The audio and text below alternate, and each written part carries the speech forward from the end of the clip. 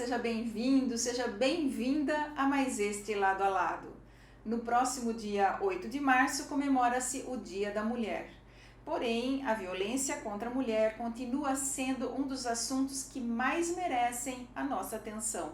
É sobre isso que eu converso no programa de hoje com a assistente social Júlia Baldi. Bem-vinda, Júlia. Obrigada, Mina. É um prazer estar aqui, poder discorrer sobre esse assunto que todas as mulheres conhecem, de alguma forma. E estou aqui para provocar reflexões, né? Minha fala não é uma expressão da verdade, mas ela vem justamente no sentido de provocar homens e mulheres a refletirem sobre o que é a violência contra mulheres, de que forma ela ocorre no nosso dia a dia. Então vamos lá, né? Júlia, agora nesse período que a gente passou de pandemia, nós tivemos muitas notícias de um aumento da violência contra a mulher, né? Como é que estão os dados sobre isso? Já conseguimos uma melhora nesses dados? Já conseguimos uma redução nesses índices de violência ou não? Infelizmente, não que eu tenha identificado, Mina, mas até porque a gente tem um dado recente que o primeiro semestre de 2022 a gente teve um recorde de feminicídio no Brasil. Verdade. A gente está falando de 4 mulheres mortas por dia, sendo que das 4, 2 mulheres negras.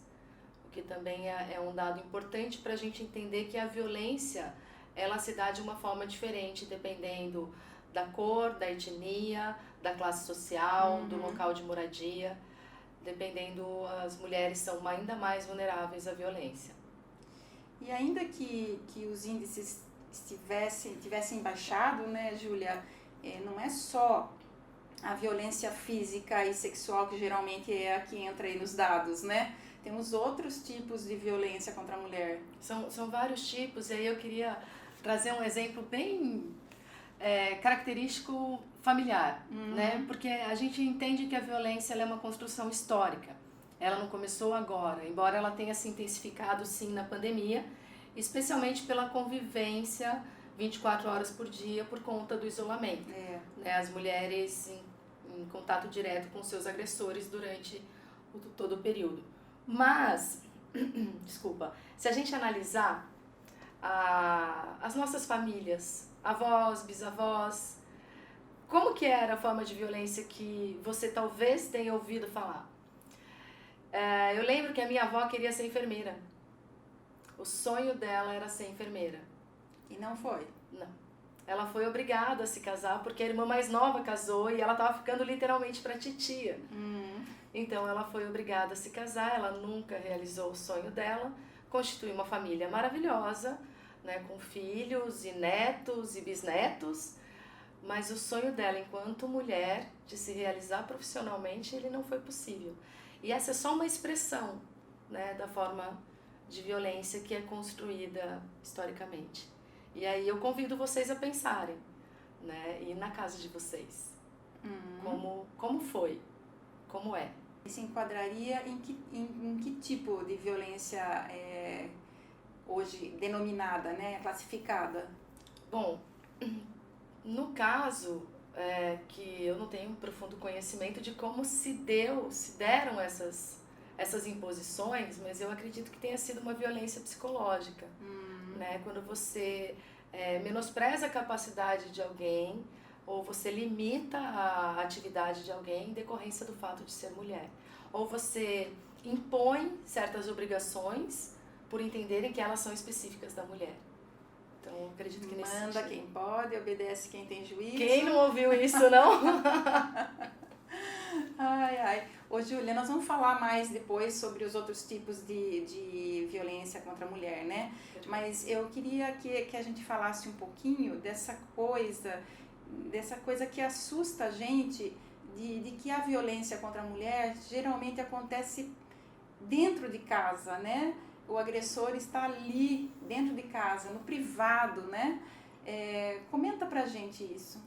80% dos casos, e aí, gente, convido vocês a darem uma googada aí nos dados, porque vocês vão poder verificar isso. 80% dos casos ocorre dentro de casa, de fato. E aí eu já ouvi gente falando, mas homem também morre, não sei quantos por dia.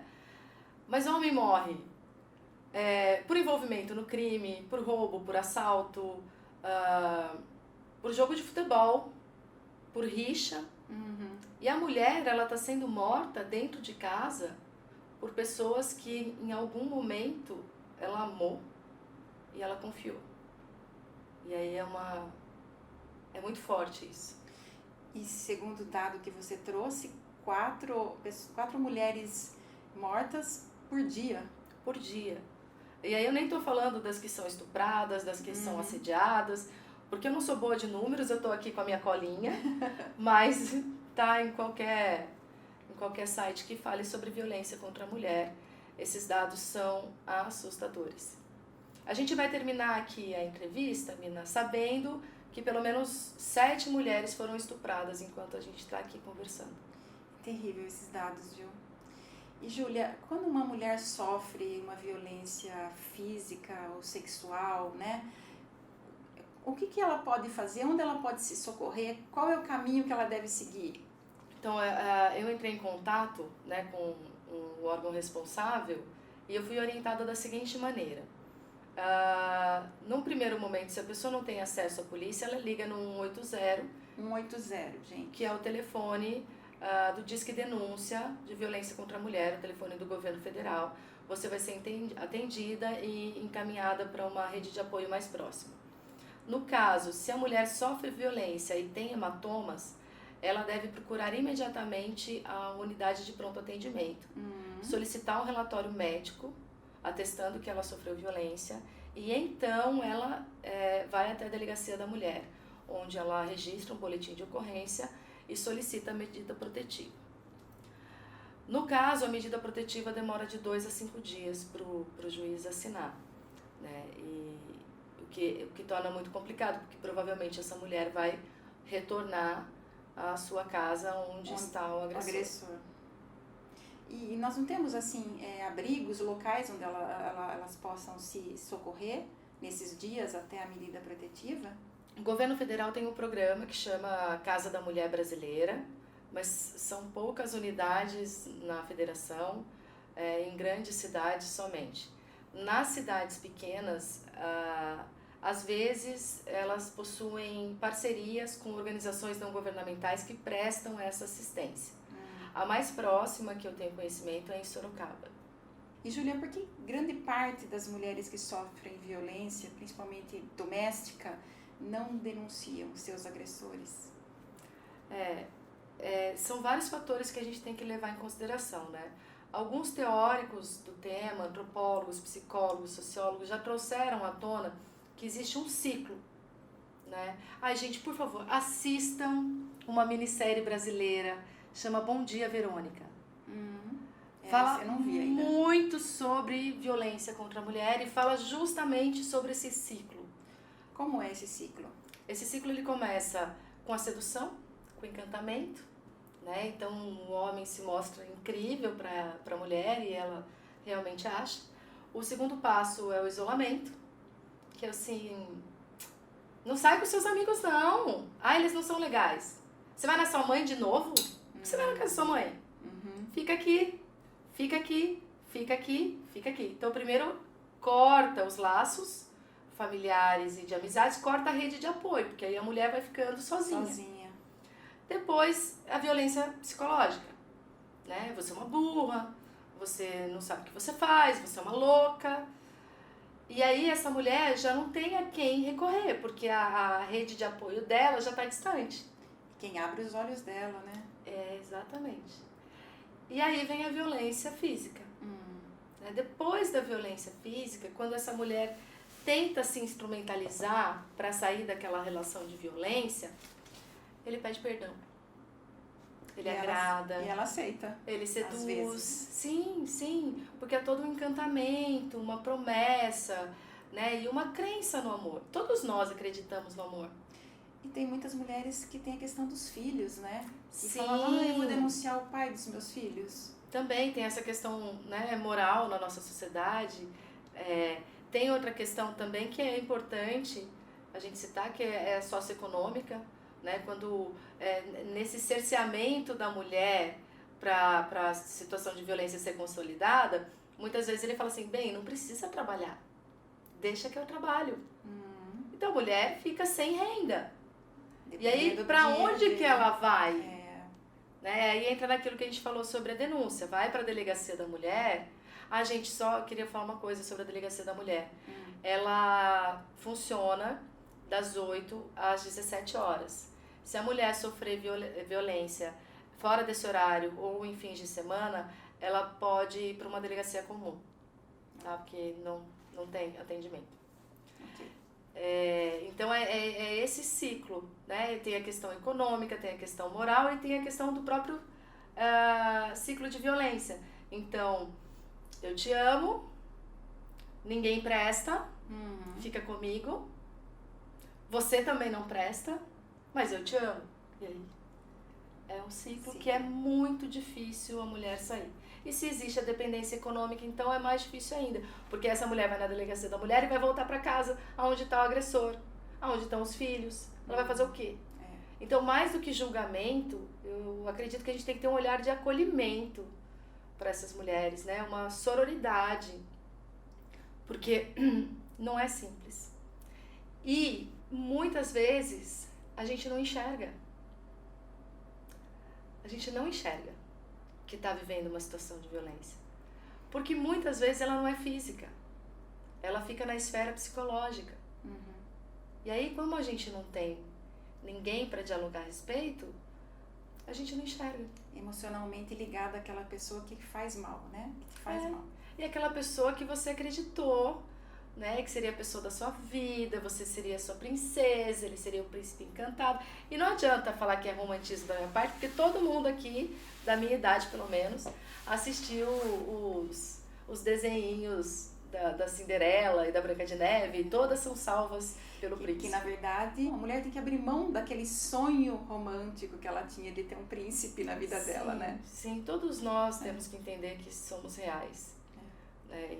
E é difícil abrir mão, né, dessa perspectiva romântica da realidade, mas é necessário. E Júlia, quando a gente fala de violência moral, né, de que tipo de agressões nós estamos falando? A violência moral é quando, vou ser bem simplista para ficar com entendimento fácil para o público. É quando o homem mente sobre você, ele fala mal de você, ele inventa coisas a seu respeito que prejudicam a sua dignidade, né? Então isso acontece muito na internet também. A pessoa foi lá e falou que ela é uma vagabunda, que ela fez isso, fez aquilo, e isso é uma violência moral porque fere a dignidade da pessoa. É calúnia, injúria, difamação, injúria. É que esses nomes, a gente precisa procurar o conceito deles e traduzir de uma forma que a gente reconheça quando eles acontecem. Então, resumindo de uma forma muito, muito simplista, é quando o homem inventa coisas a seu respeito para ferir a sua dignidade, para te difamar, para te diminuir, para te menosprezar.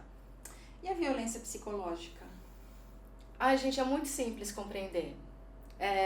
Quando eu ministro palestras sobre violência contra a mulher, eu gosto muito de usar o teatro. Né? E é basicamente quando o homem vira, e não se assustem, e fala assim: você é uma burra, você não sabe de nada, tá sempre tudo errado, você não cozinha direito, você não se veste bem. Ele vai diminuindo. Minando a autoestima da pessoa. Totalmente. A ponto de... tem um termo que é uma vertente, né, da violência psicológica, que é o gaslighting, que ele faz com que a mulher desacredite da sua sanidade mental. Ela acha que ela tá ficando louca, né? Sim. Que ela não falou o que ela falou, que ela falou o que ela não falou. Exatamente, e causa uma confusão psicológica na mulher, né? Porque o homem é muito contundente. No caso, o agressor, tá, gente? Não estou generalizando, não estou falando de todos os homens. Claro. Mas o agressor, ele é muito contundente na sua verdade. E por mais que a mulher fale, não, mas não foi isso que eu disse. Não, mas não foi isso que eu disse. Não foi isso que eu fiz. A verdade dele é absoluta e ele não consegue sequer abrir o diálogo para enxergar outra esfera do acontecimento. E às vezes esse tipo de gaslighting, ele tem como finalidade uma violência patrimonial, né? Sim, vamos entrar na violência patrimonial. Como o próprio nome diz, gente, patrimonial, é tudo o que se refere ao patrimônio da mulher. E aí quando a gente fala de patrimônio, não precisa ser necessariamente dinheiro. Sabe aquele santinho que a sua avó deixou de herança para você, que você deixa do lado da sua cama porque você gosta muito? No acesso de raiva ele vai lá e quebra. É violência patrimonial. Quando ele pega seu celular e vê alguma coisa que o desagrada e joga no chão, e joga na parede, é violência patrimonial. É tudo aquilo que é seu, que é tirado de você. Ou é quebrado, ou é danificado, né? Enfim, isso é violência patrimonial. E no caso de usar a violência psicológica, né, o gaslighting, para chegar na violência patrimonial, ele pode alegar que a pessoa está louca e vai vendendo o patrimônio dela, né, que a mulher está louca e vai depenando a mulher, né? Sim, isso em casos, né, relativos ao dinheiro. Né? Então o cara pega o cartão dela, usa o cartão dela, acaba com a poupança que ela tinha, e aí vira pra ela e fala, não, mas eu não gastei, você tá ficando louca. Gente, quem que nunca ouviu isso? Você tá ficando louca. Né? Ou quem nunca presenciou esse tipo de fala em algum lugar. E aí, uma coisa que eu queria falar, Mina, essa questão de presenciar. Toda vez que eu dou minhas palestras, eu distribuo um questionário que depois eu tabulo e trago em dados da realidade que eu estou vivenciando ali. Nesses dados coletados, eu observei que 70% a 80% das pessoas do público já havia presenciado uma forma de violência, né, contra a irmã, a amiga, a mãe. E aí eu peço um exercício do seu público, porque às vezes a gente pensa em violência contra a mulher como uma coisa distante, uma coisa da periferia, uma coisa de uma classe socioeconômica vulnerável. Não, pergunta para a pessoa que está assistindo com você, para a mulher, você já sofreu alguma forma de violência? Pergunta para sua mãe. Às vezes está muito perto, né? Que a gente nem imagina. E a gente não quer ver. E o fato é que a gente não quer ver. Você, homem, pergunte para sua parceira, pergunte para sua irmã. E, Júlia, na sua opinião, existem outros tipos de violência contra a mulher? Porque a gente falou aqui de violência física e sexual, de violência patrimonial, violência moral, violência psicológica. Na sua opinião, existem outros tipos? Uma violência que eu observo e gostaria de provocar reflexão em todos para perceberem também essa faceta da realidade, que é a violência estética, né? Como que a mulher fora do estereótipo de beleza, de magreza e de juventude, como que ela é tratada na sociedade? Gente, não é à toa que nós somos o país que mais realiza cirurgias plásticas no mundo. É verdade. Por que essa necessidade de enquadramento? Da onde vem essa pressão social? A pressão social que vem e que faz com que a pessoa se violente através dessas cirurgias. Para chegar a um padrão, para quê? Né? Que tipo de exigência está sendo feito para a mulher se enquadrar? Né? E eu vejo isso entre minhas amigas. Né? Eu tenho 38 anos, sem problemas ainda de falar sobre idade, mas fazem preenchimento labial, preenchimento facial, colocam silicone. Não tenho nada contra quem deseja fazer isso, mas está consciente de que isso não é para você se enquadrar num estereótipo de beleza. É porque te faz bem. Te faz bem? Ok, quem sou eu para criticar? Não estou aqui para criticar ninguém, mas eu estou aqui para questionar de que forma isso é sim uma violência contra a mulher. De que forma ela é cobrada? Não, porque você está gorda, você está acima do peso, não, você tem ruga.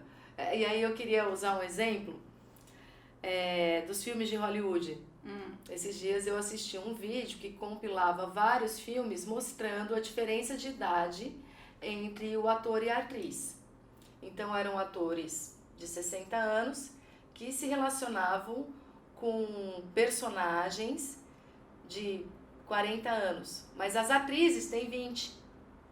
Aí a gente assiste aquele filme e fala, nossa, mas a personagem tem 40 anos e tá inteirona daquele jeito.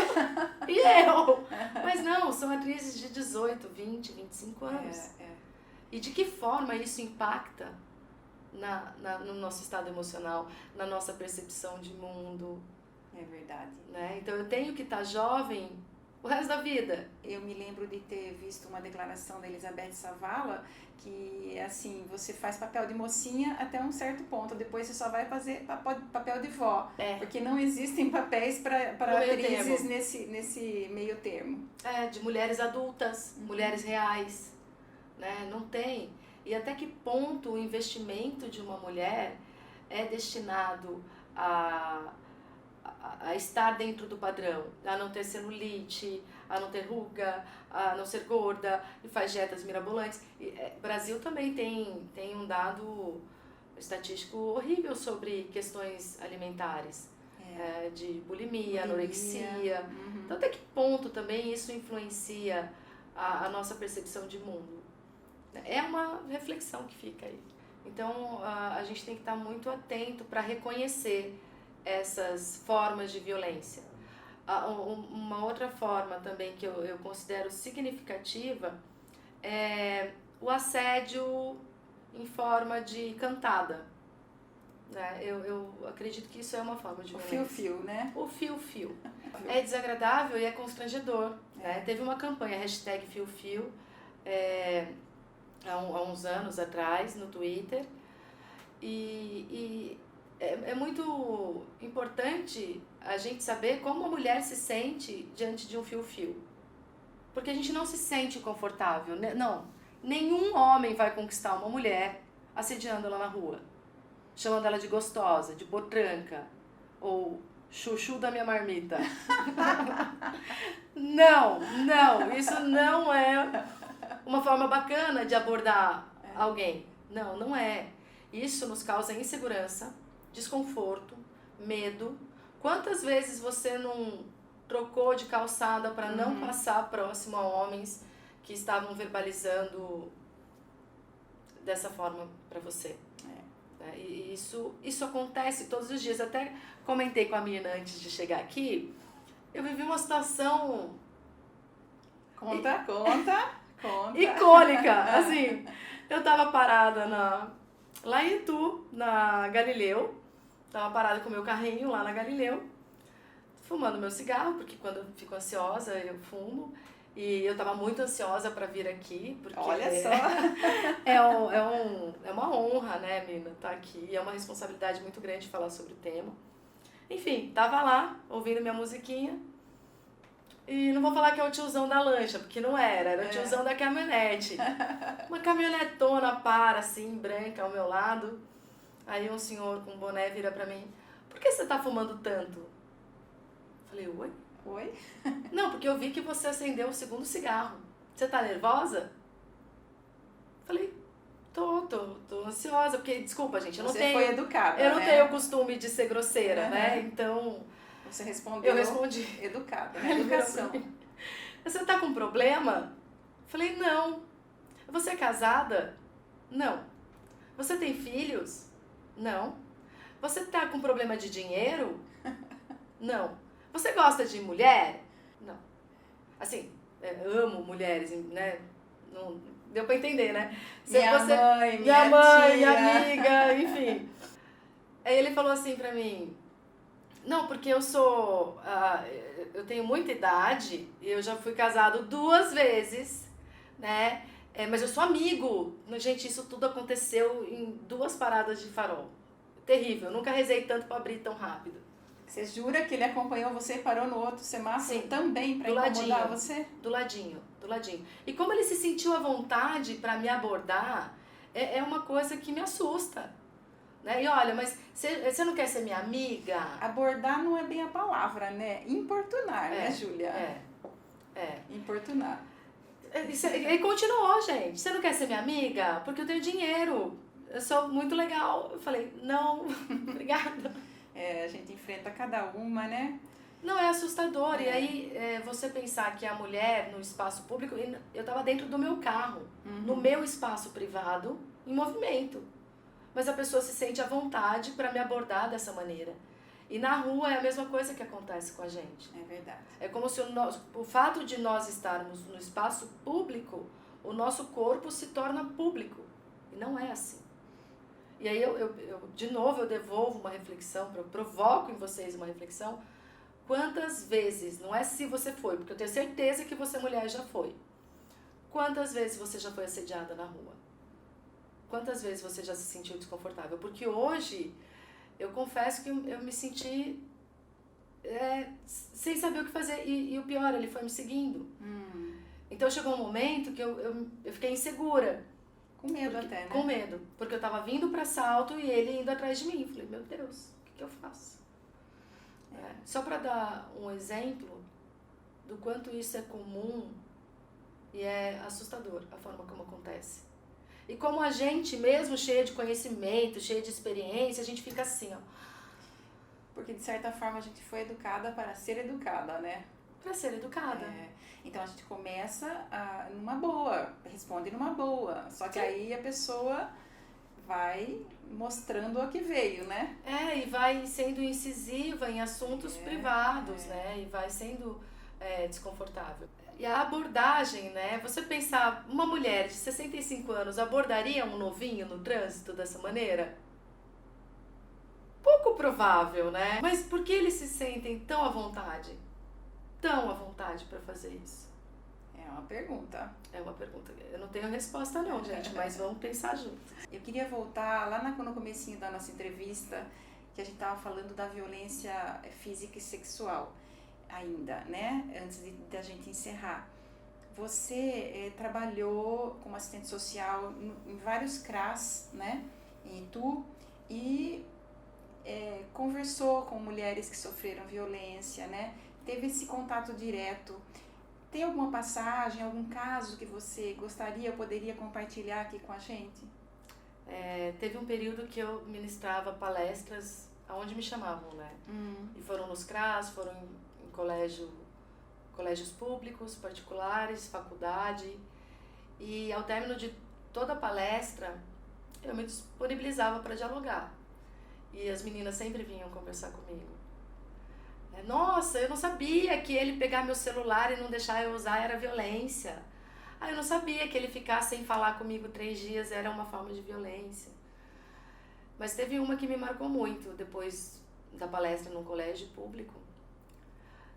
Uma menina de 14 anos veio falar comigo. E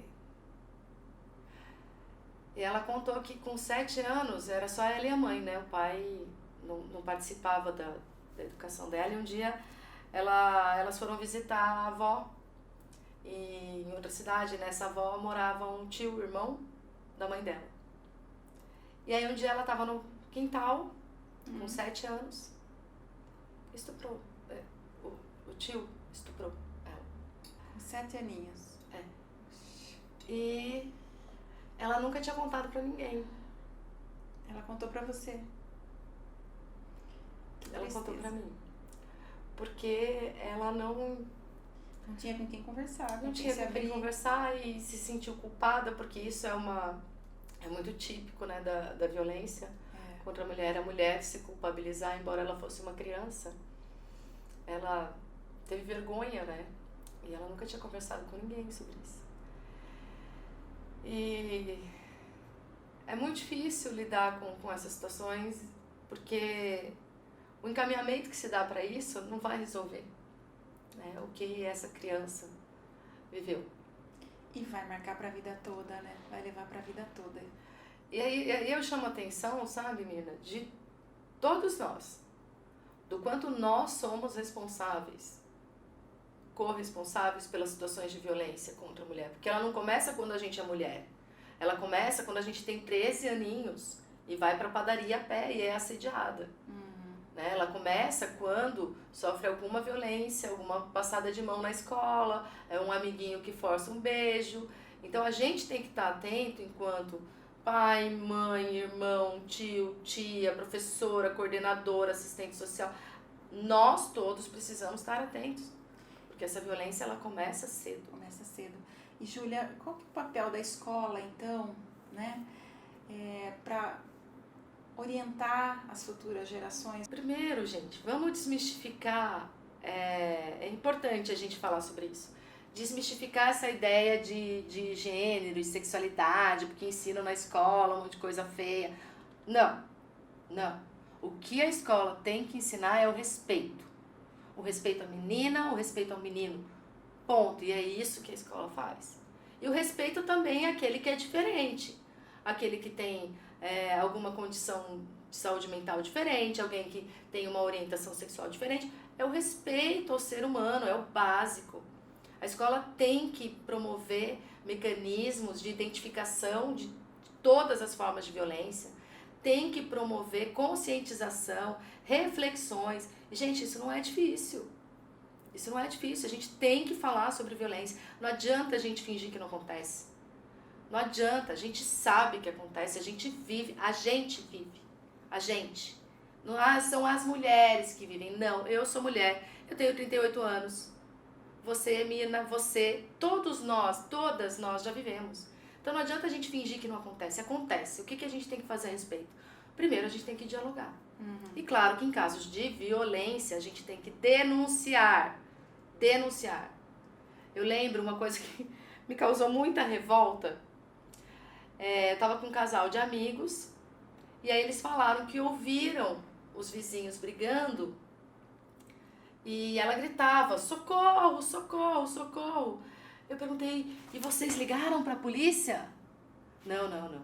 Briga de marido e mulher não se mete a colher. Ah, esse ditado... Não é? Esse ditado é muito usado. Ele é muito usado, mas se mete a colher, a panela, a forma. Se mete sim. Porque a mulher que está naquela condição, ela não escolheu estar ali. Aí é um outro mito que a gente tem que desconstruir. Mulher não gosta de apanhar. Tirando os fetiches aí dos 50 tons de cinza, mulher não gosta de apanhar. A mulher, ela vive uma condição que aprende ali. Aprende, né? Que a deixa presa. Júlia, eu, Mirna, 57 anos, mulher, peço para você agora, no finalzinho desse programa, deixar uma mensaginha para as nossas mulheres que estão nos assistindo. São tantas coisas que eu queria dizer, né? Porque eu acho que é tão importante a gente falar sobre isso, mas acho que o principal é compreender que o lugar da mulher é onde ela quiser, né? É onde ela desejar. Ela acredita nisso que você pode ir para onde você quiser. E agradecer, Mina, obrigada. Quem agradece sou eu, Júlia. Muito obrigada pela sua presença aqui nesse dia especial, né? Falando sobre violência da mulher, que é um assunto tão importante que as mulheres têm que estar aí atenta, né? A gente às vezes não está atenta. Isso que você falou é perfeito, Mina. Estejam atentas. Porque às vezes você acha, não, isso daqui não é nada. Não, isso daqui não é nada. Isso aqui não é nada. Deixa passar, né? E é sim, estejam atentas. Júlia, muito obrigada, viu? Obrigada, eu que agradeço, Mina. E obrigada a você que acompanhou aqui o Lado a Lado. Beijo no seu coração. Até sexta que vem.